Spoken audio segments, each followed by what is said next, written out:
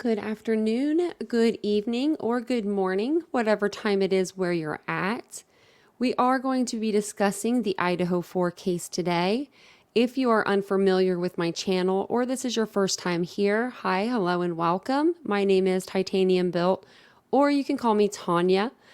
Thank you so much for joining me for an upload. I do appreciate each and every one of you, and thank you and welcome back to my Titans that join me for every upload. I truly love you guys so much.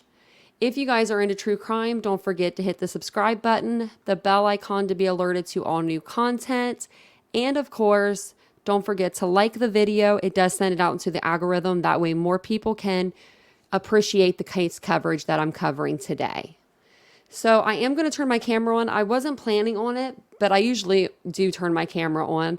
But I don't have my lights on, as you guys can see. It's pretty dark in my room right now, but I don't know if you can see my cat back there, but he is sleeping so good. I think he's listening to the birds. So, and then there's the dogs. I guess Mia wanted to be included also. So that was Mia. She likes to be vocal every once in a while. So without further ado, I can hear her coming in here. Let me go ahead and get right to today's case coverage and Nancy Grace, like I said. So basically, Nancy Grace is going to go over a few things in this podcast. An unsealed search warrant states that 6 weeks after the Idaho student murders, officers found ID cards connected to the victims and Bryan Kohberger's possession. Reportedly, the cards were found during a search of one of Bryan Kohberger's homes, but where were they exactly? Initial reports on the search warrant say the ID was inside box, leading some to believe that the ID was found inside the glove box of Bryan Kohberger's car. I don't believe that. That's Jennifer Coffendoffer that believes that. She accidentally misspoke and said that it was in Bryan Kohberger's glove box, when in fact it was the ID that was found inside of Bryan Kohberger's parents' home in Pennsylvania. Police would not confirm the report because of the gag order in the case, but DailyMail.com reporter Caitlyn Becker says, however, based on her review of the search warrant, the IDs had been hidden away in Kohberger's parents' home. Becker reports the cards were found inside a glove inside of a box in the Albrightsville home, suggesting Kohberger had deliberately hidden the IDs. Police also believe they have evidence that could connect Kohberger to what police are viewing as cyber stalking of someone from the Moscow residence, the 1122 King Road that we all know. So let me go ahead and share this here with you. And I'm going to go ahead and play it. Hopefully I can do some picture like layovers for you guys so it's not so boring. Hopefully it doesn't cut out the sound when I do that. So pray for me. And also don't forget to like, subscribe, and all that fun stuff. Photos of every event right now. I'm still stuck on Christmas of 2017. I have church bulletins. I have Christmas cards, all sorts of things I put in with the photos. Is that how he viewed the murders? Like a concert he attended, or his junior senior prom, or some other big event in his life that he actually kept mementos?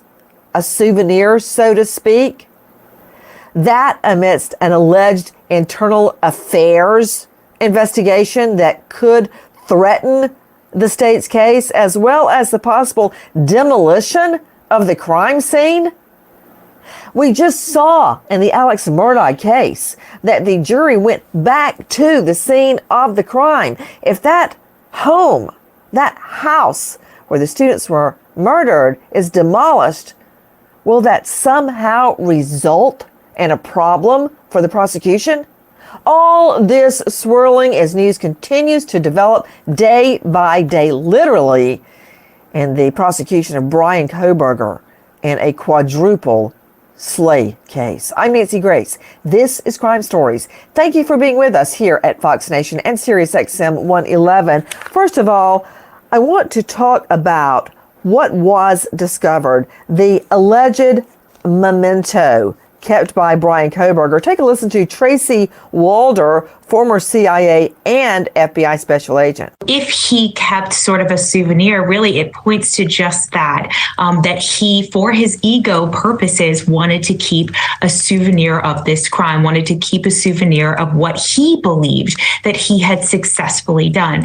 And I always think a lot of times with criminals that I've seen, it's always their ego that gets them in the end. I do think that he was very confident in what he had done, and I believe that he felt he hadn't left any evidence behind, but it's always their ego that's their undoing. And I believed he wanted a trophy, if you will, of the crime that he had committed. With me, an all-star panel to make sense of what we know right now. But first, I want to go out to senior reporter for DailyMail.com, Caitlyn Becker, who has been on the Kohberger prosecution from the very, very beginning.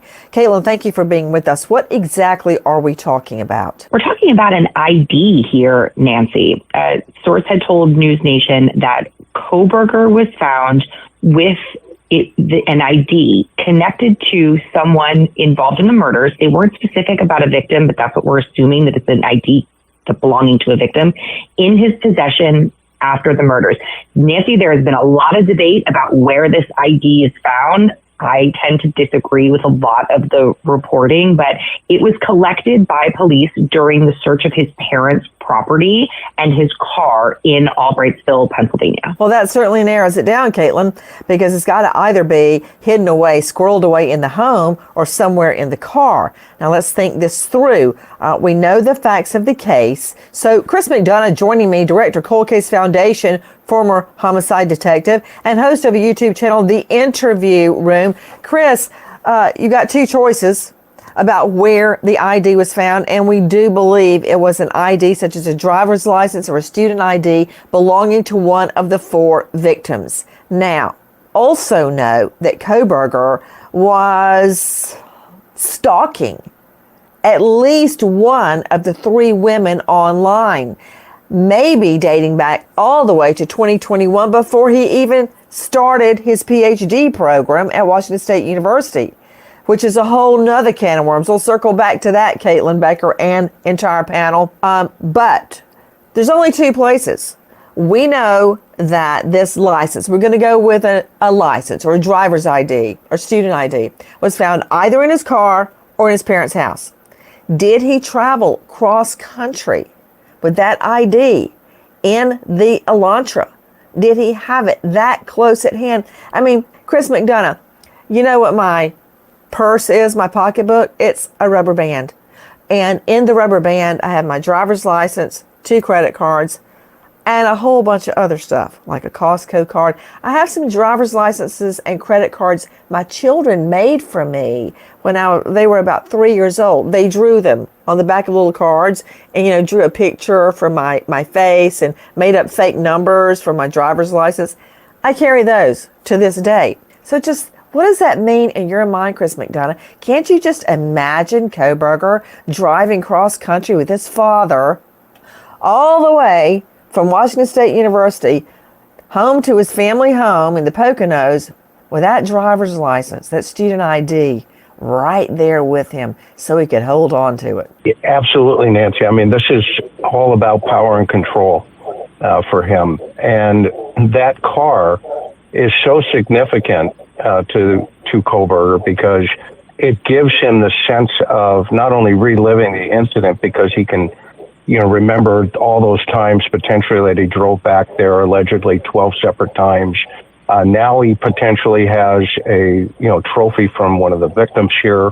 And as they unpack this individual's, suspectology is what we call it, I can't help but go back to a conversation we had early on your show about the correlation between some of the study he potentially could have been doing with BTK. BTK took Nancy Fox's driver's license. And when I heard this and read the story from Caitlyn, I thought to myself, holy cow, is this guy actually potentially laying over his behavior on something that he was studying? I would submit to you, we're going to see a lot more about these correlations I would suspect, as this case continues to unpack itself. You know what? You said that almost clinically, but let me break it down in regular people talk. You're absolutely correct, Chris McDonough, that he, Bryan Kohberger, apparently kept souvenirs of the murders. And you were talking about his studies, and yes, we did talk about them here on Crime Stories, where he would actually ask felons, violent felons, I'm talking murderers, rapists, child molesters, how did you pick your victim? How did you escape? How did you get away? Did you, quote, achieve your goal? His words, not mine. In other words, did you perform the murder or the rape? How did that make you feel? He was getting vicarious thrills through the crimes of other violent felons, reliving their experience. Speaking of one of the many, many killers that kept mementos, or as it's called, trophies. That makes me think of the hunters that put the animal head up on the wall. We're talking about humans, human trophies.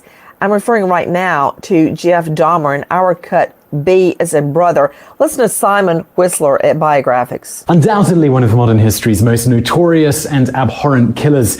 His crimes, they're the stuff of nightmares. Over the course of 13 years, he prowled for men and lured them back to his house before drugging them and strangling them. In all, he took the lives of 17 men between 1978 and 1991. But simply killing his victims wasn't enough for Jeffrey Dahmer. He never wanted them to leave, so he saved several trophies, including severed heads. Eventually, he even ate parts of the victims. He also kept the victims' genitals. I can only imagine we're talking about their penises and their testicles. So that, I started to say, is one of the most outlandish or most unbelievable trophies kept by a killer, but they all are. And right now, I'm pretty sure I need a shrink or a drink. But since I'm a teetotaler, I'll go with a shrink. Dr. Jory Crossan joining me, psychologist, faculty, St. Leo University, and consultant with the Blue Wall Institute. He is the author of Operation SOS. Dr. Jory, thank you for being with us. Dr. Jory, I heard Chris McDonough say power and control. Power and control. Why is keeping someone's genitals after you mutilated them, either before post-mortem, or their student ID? How does that give you power or control over your dead victim? Well, the power and control is kind of the big picture. When you individualize it down to the person, it's their recall, it's the fantasy that they attach to it. Wait, I'm trying to absorb everything you're saying. You know, you experts, and that goes for you too, Caitlyn Becker, you give us so much information. It's like drinking out of the fire hydrant. Okay, you said relive, because as I told you, all over our den is me still trying to play catch up and make the 2017 Christmas album. And yes, I stopped the whole time. I see a picture, I'm like, oh, I remember that. Putting up the tinsel, and we were laughing, and John Davis started playing the piano, and I made him stop, and I found out he was really on his cell phone the whole time. I relived that moment. Is that what you're saying when I see that picture? Yes. And usually as they develop this fantasy, it becomes what they want it to be in their mind. Like in performance, you know, if they did something that wasn't right, that they would like to do, you know, if they had done it differently, that's incorporated into the fantasy. And that's brought out, you know, I'm looking from the clinical perspective when I worked in prison and worked with these violent offenders and the sex offenders, you know, getting into that fantasy life and how they related to it through these momentums that they kept. It's all online. .com. Guy. He was the villain. Who's that? Caitlyn. Crime Stories with Nancy Grace. Let me just ask, did anybody on this panel ever watch Desperate Housewives? I did. Who's that? Caitlyn. Caitlyn, okay. I never have time to watch TV, but I did get hooked on Desperate Housewives, and about every other or third Sunday night I'd watch it. And I remember one guy, he was the villain. Remember, he ended up marrying one of the housewives. I can't remember any of their names. But he had lost his wife and daughter in a crash, and she, was it Nicolette Sheridan? Yes. Don't look at me like that, Jackie. I watched one program and you give me a look. I didn't watch it. I don't know. Anyway, he tries to kill her because she mowed down his wife and daughter years and years and years before, and he insinuates himself into her life. I think that's how it went. Anyway, in the end, he's sitting in a jail cell, much as Dr. Jory Crossan just described, and he's reliving the night, not of the attempted murder, but when his wife and daughter said, "Hey, we're going to run down to the store. You want to drive with us?" And he said no. And they had the wreck and died. He relives it over and over and over. But in his mind, he goes, "No, it's snowing outside. Don't go outside. Stay in here and let's decorate the tree," or something like that. And he creates an entire alternate fantasy about what really happened.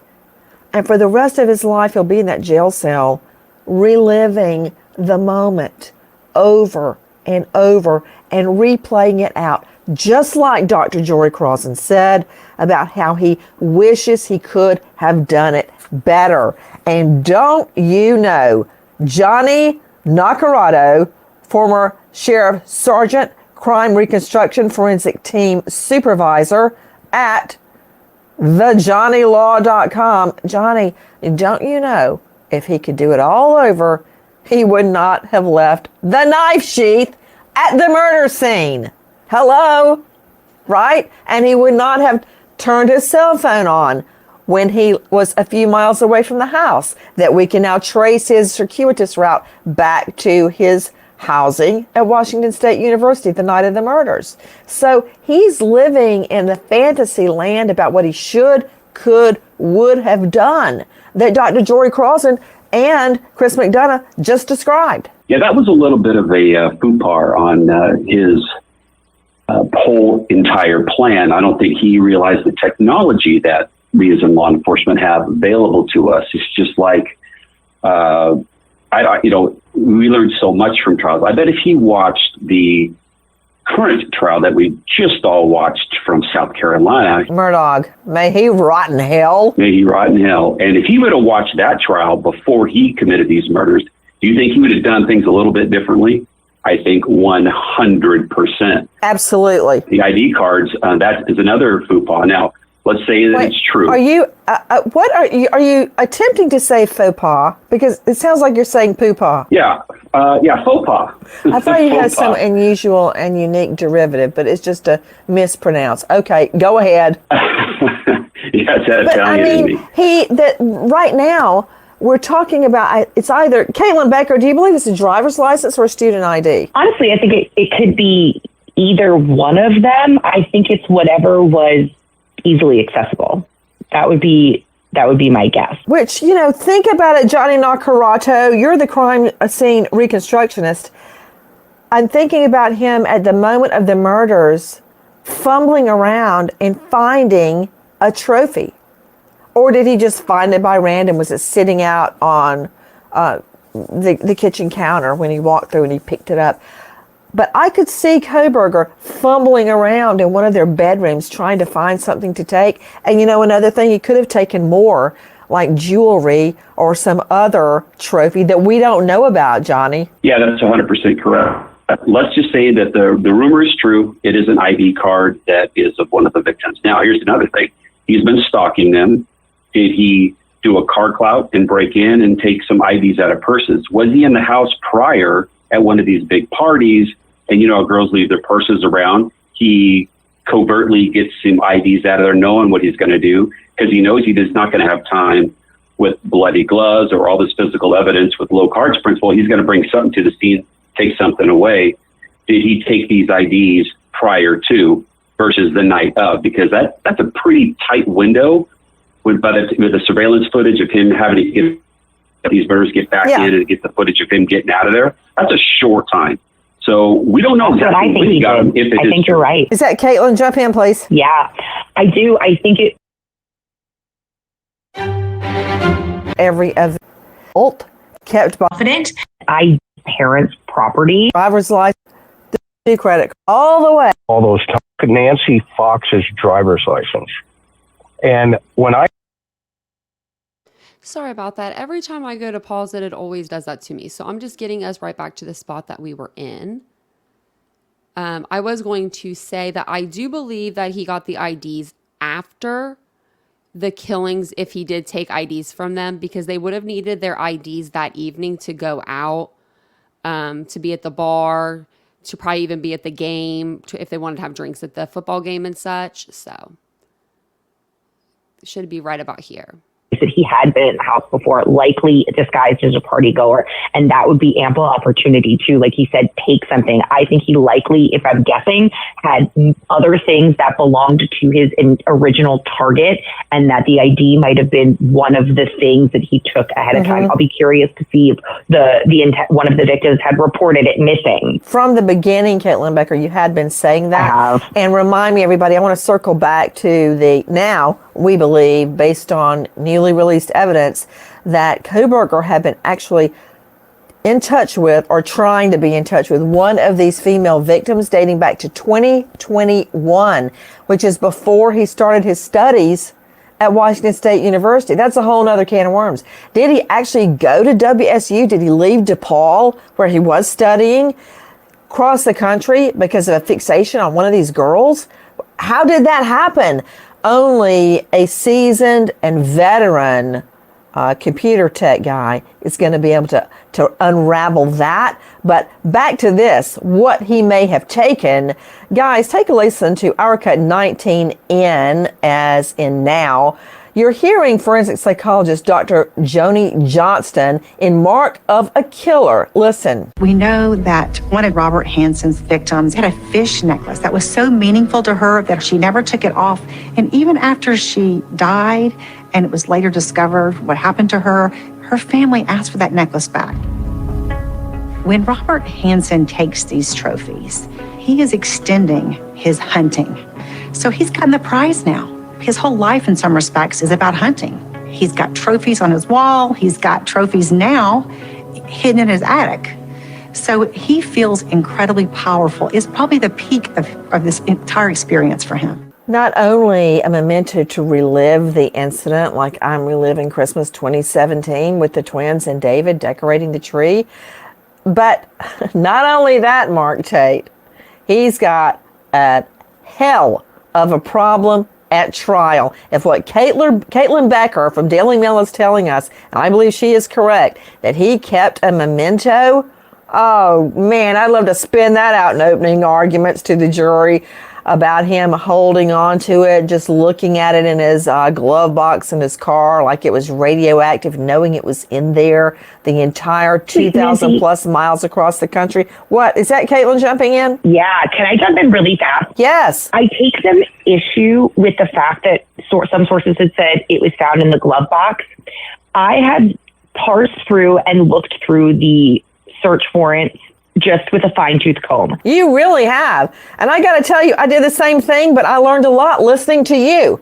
It was awesome. Go ahead. The only place I found mention of IDs was in what was taken from inside Kohberger's parents' house in Albrightsville. And in the list, it says, number 35 on the list, I can read it to you right now. It says, ID cards plural, inside glove, inside box.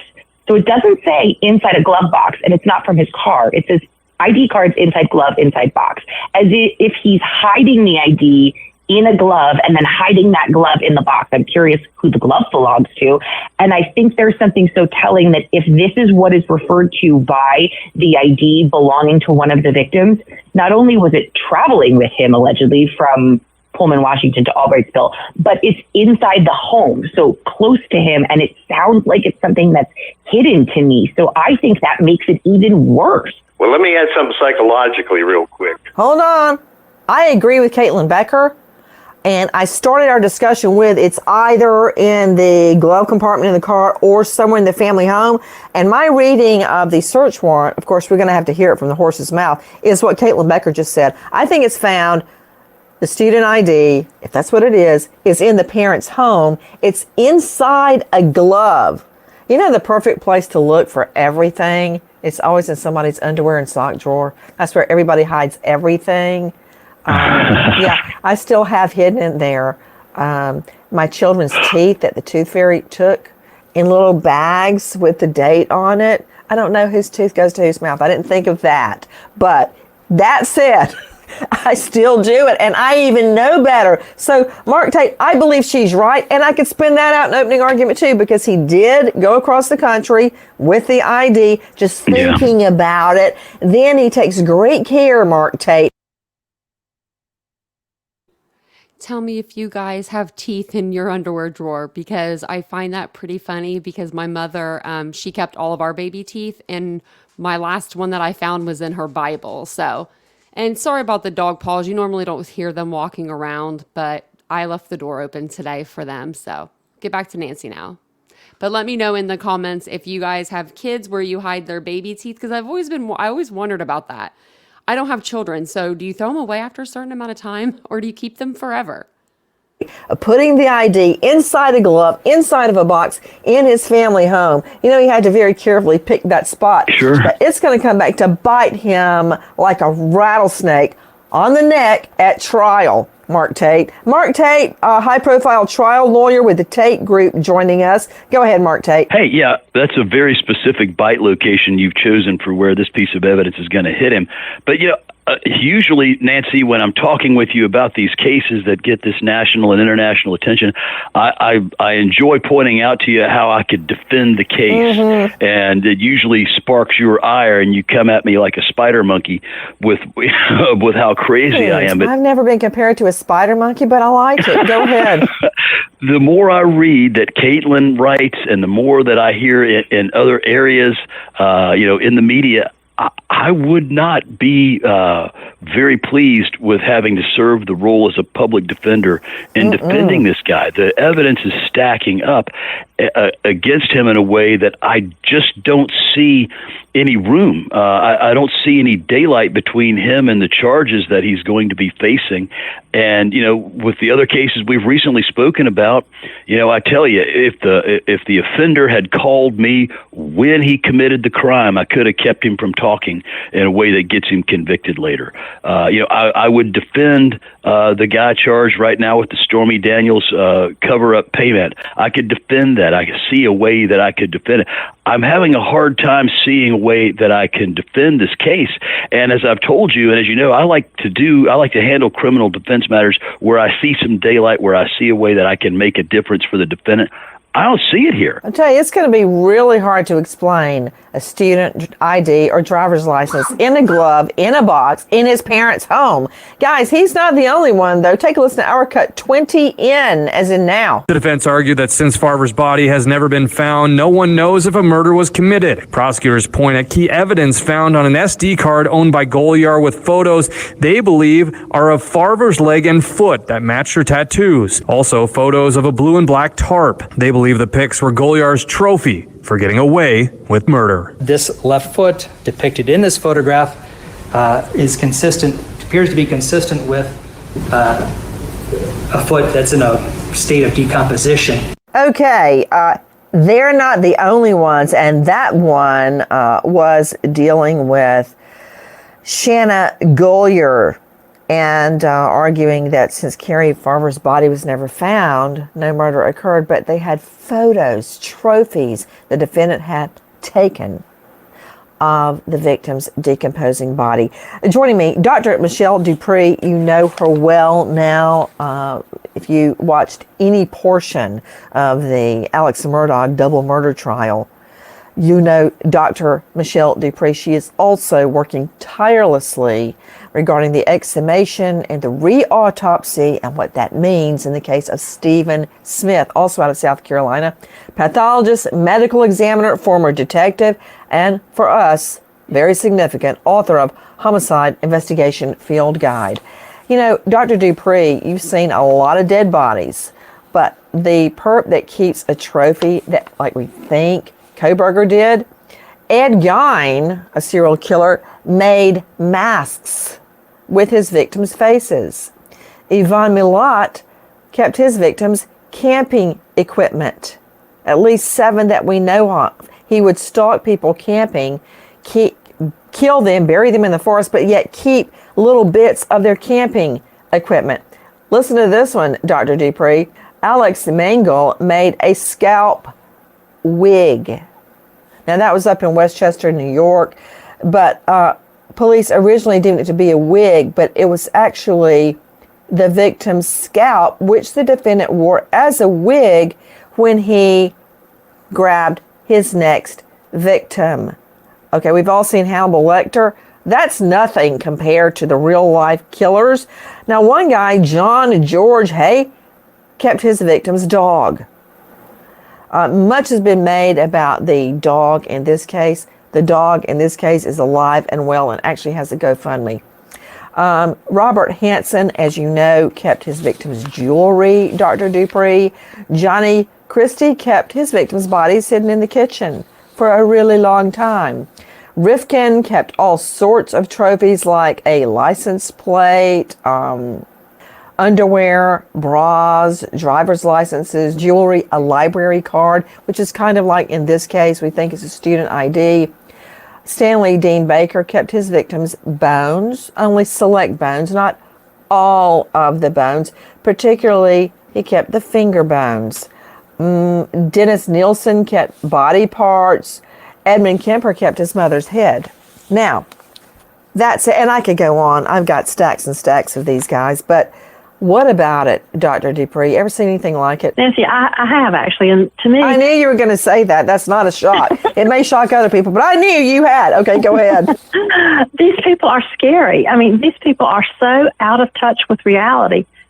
I mean, how do you even explain this?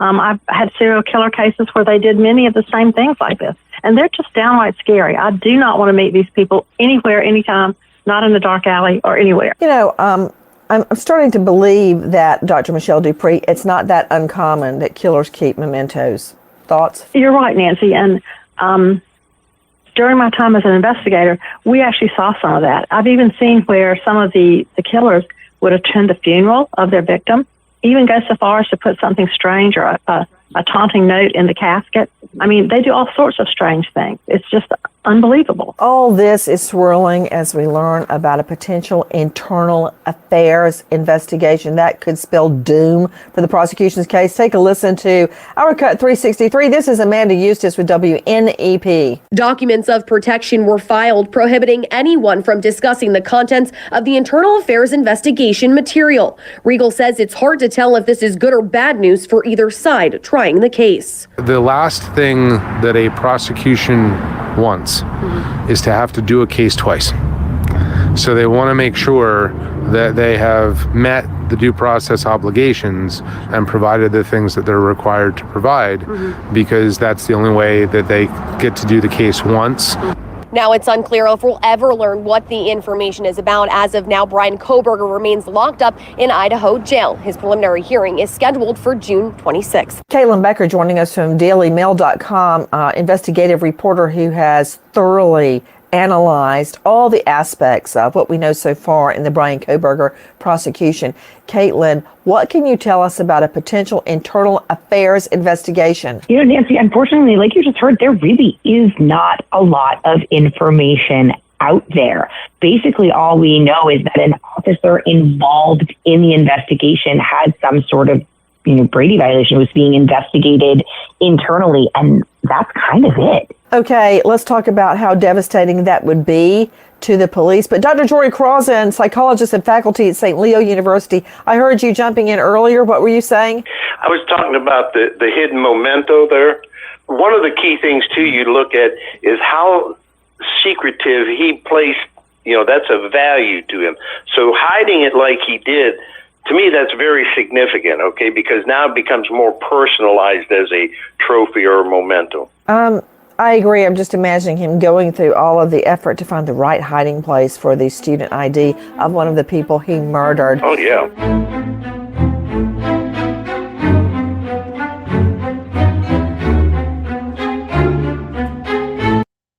Strike! Tell me something I don't know, Ump. Well, unlike that nasty curveball, there aren't any surprises when you finance your next car with Carvana. You get real terms personalized for you right in your strike zone. Really? Steeride! How am I supposed to focus when you're telling me about Carvana? Well, Slugger, you gotta keep your eye on the ball. Just like you can keep an eye on your customized down and monthly car payments. I can customize those? He's out and on his way to finance his next car with Carvana. Visit Carvana.com or download the app to get pre-qualified today. We'll drive you happy at Carvana.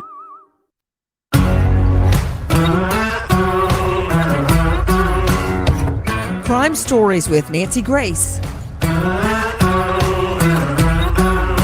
I want to talk about Chris McDonough, former homicide detective, now star of The Interview Room, also the director at the coldcasefoundation.org. Chris McDonough, an internal affairs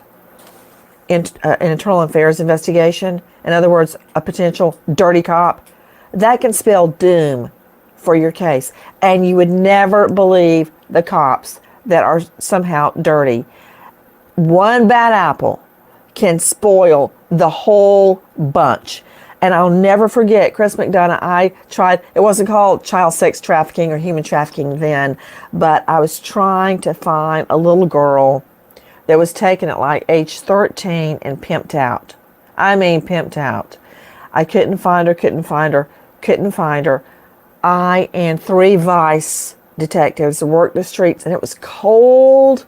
Oh, it was so cold outside for months. So I would handle my plea and arraignment calendar and then go out on the street looking for this girl. We finally found her. And by the way, when I did find her, she was in a flop house down on Stewart Avenue in Atlanta where everybody sold dope and got hookers. I went in there and looked. There were like 3 or 4 women in there. And I came out like, she's not in there. Why did you even bring me here? They went, it's her and the white boots. I went back in. This little girl, now 14, looked like a 35-year-old woman with the long weave and all the makeup and the high boots and the short skirt and the false eyelashes. It was just like, I couldn't even, when we got all that off of her, she looked like she ought to have on a little school uniform and go to school with my daughter, Lucy. But that said, we got the we got the conviction. It was about 8 months later, I was working and somebody had a TV going on mute, and I looked up and there was a sketch artist, Chris McDonough, in a federal courtroom. And I went, wow, that kind of looks like Harrington. And I just kept going because, you know, the sketch artist's work never looks like the person. Well, guess what? It was him and his co-defendants, my 3 Vice guys that I'd worked with every single day trying to find this little girl, as it turned out, when I wasn't around, would bust dope lords and take all their gold jewelry and their money. And it was so bad, the feds did a sting on the cops.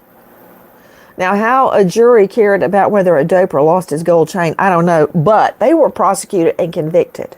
So you think you know somebody, you don't know them at all. What can an internal affairs investigation do to a case? Well, it's as you've eloquently laid out, Nancy, it is a prosecutor's worst nightmare potential.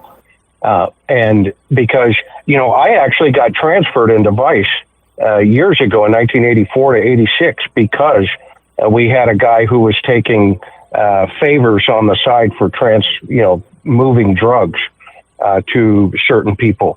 And so what this is about, the good news here is this is Brady discovery, right? And you can explain that forever, Nancy. Do I have to? Go ahead.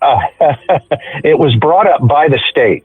So the state was made aware of it by the IA team, the Internal Affairs Unit at the PD, and says, hey, one of our guys, by the way, has this in his personnel file. You may want to reveal this to the defense while you can.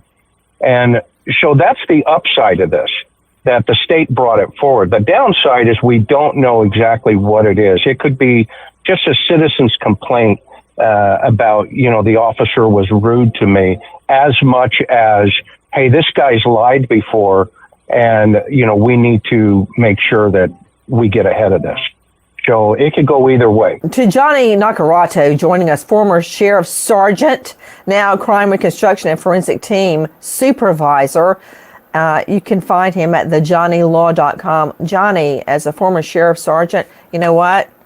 Every cop that's dirty, they need to be thrown out and prosecuted themselves, because it gives the rest of law enforcement, who I believe are decent and honorable people, a black eye. And it can ruin a prosecution. When a jury finds out a cop on the stand, a witness, is dirty, it can ruin the whole thing, just like in Alex Murdaugh. Let's use him again. Once he got on the stand and he lied, it came out that he had lied about being in those dog kennels at the time of the murders. He lost all credibility. It was over. He's a big fat liar. And if one cop is lying, are they all lying? That's what can go through the minds of the jury, Johnny. No, 100%. And us in law enforcement, once you lie, once you lie at all, whether it's an IA or it's in court, you're done. It's a wrap. You're not going to be testifying anymore, and your career is probably going to be over. Forget their career. Who cares about their career? They did that to themselves. What about the state's case? What about a true verdict? Didn't you see what happened in O.J. Simpson with one cop? Oh, this Mark Tate, Johnny Naccarato. Yeah, I'll tell you what a lying cop does. Johnny Naccarato is in law enforcement. I'm not sure they teach pronunciation necessarily of French colloquialisms faux pas. Let me enjoy my one tiny triumph, please. Okay, Naccarato is always right. I got him on one thing. Let me enjoy the moment, for Pete's sake. You're enjoying it. I am. I'm going to say it again. Faux pas. Woo. Okay. Yeah. If you have an officer on the stand upon whom the state relies and the defense catches him in a lie and they're able to expose it for the first time in cross-examination in front of a jury, it can have a massive impact. However, I would suggest that perhaps Johnny is a little bit wrong in thinking that the state doesn't rely on lying people all the time. Okay, Mark Tate, I did not give you license to start whining about confidential informants. Of course, they're all dopers and bad guys themselves. That's who CIs are. Mark Tate, as I have often said to juries, who do you think that bad guys hang out with? Nuns and priests and virgins? How do you think a confidential informant knows what the dopers are doing? Because he's a bad guy.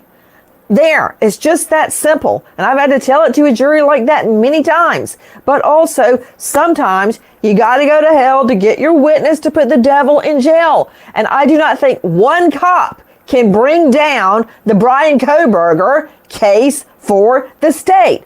Mark Tate, I would recommend not even putting this guy on the stand and making my case without him. No, you can. But what I'm saying is that a prosecutor can know they're going in with a disingenuous witness and explain it. It's not the fact that the witness may be shifty. The fact is that if the defense catches it by surprise, it's the element of surprise. You never want the other side to bring it out. You have to bring it out. But I just would try every way I could to avoid him or her on the stand.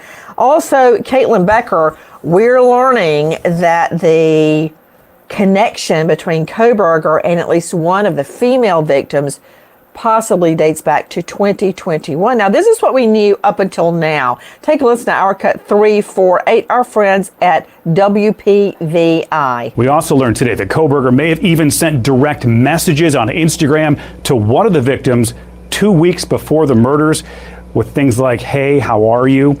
Now, weeks ago, investigators did reveal they found a knife sheath near one of the bodies. They recovered a man's DNA from that, and that was later connected to Kohberger through DNA found at his parents' home in the Poconos. It was raided December 29th, the same day that the warrant was executed on his apartment itself. The other thing this warrant does say, it says these murders appeared to have been planned rather than a crime that happened in a moment of conflict. Caitlyn Becker, investigative reporter, dailymail.com. Hey, how are you? All right. But now we're learning that His connection to at least one of these victims may go back all the way to 2021 before he even went to WSU, which is about 9-10 miles away from the murder scene. They had to figure that out if in fact it's true, Caitlyn Becker, through what we are now learning are search warrants on social media such as Google, Tinder, Insta.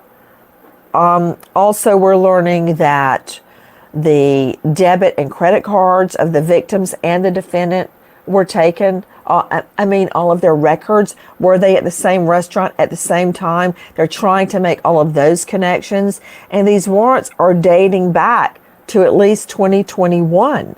What do you make of it? This makes a lot of sense to me because we've been wondering from the get-go what the connection is between Kohberger and the victims and of course how far back it goes. And it really does seem like based on these search warrants, and you mentioned a few of them, but there were more than 60 that had been sent out. Everything from, like you said, the bank accounts to eBay to a bunch of dating apps, all from match group like Tinder, all the meta platforms, Reddit, Snapchat.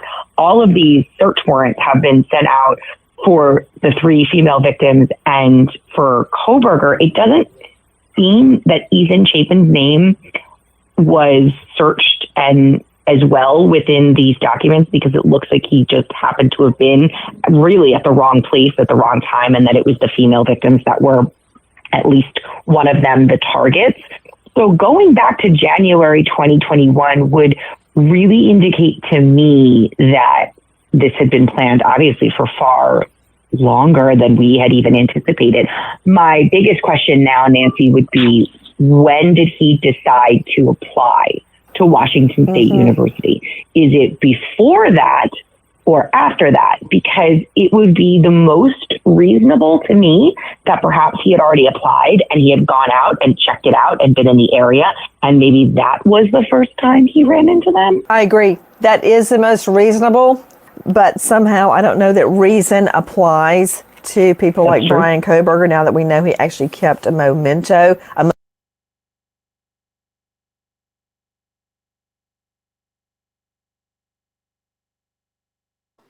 Okay, I guess that was all of it. Let me know what you guys think of this video in the comments below. Don't forget to like, subscribe, share for engagement, and I will see you guys all in the next video. Thank you guys so much for spending another little bit of your day with me. Bye, guys.